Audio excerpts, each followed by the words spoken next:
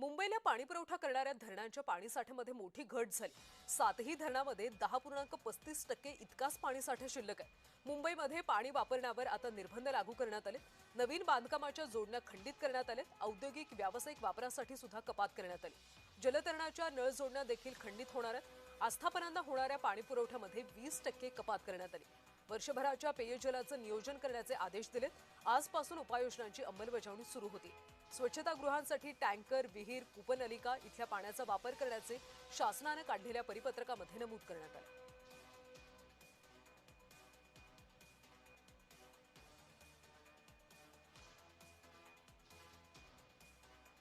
तर बीएमसीने आपल्या आदेशात काय म्हटले सविस्तर पाहूया।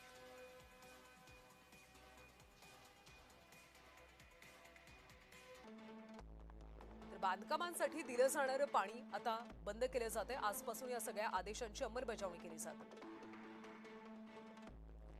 बांधकाम ठिकाणांवर नळ जोडणीचं नवं अर्ज मंजूर केले जाणार नाहीत।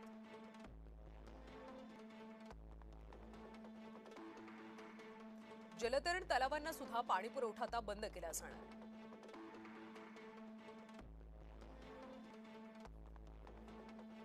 औद्योगिक, व्यावसायिक आणि स्पोर्ट्स क्लबसाठी 20% पाणी कपात।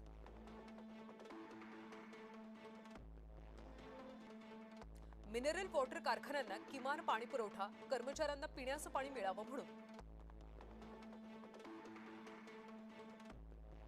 विहिरी आणि बोरवेलचा अधिकाधिक वापर करावा।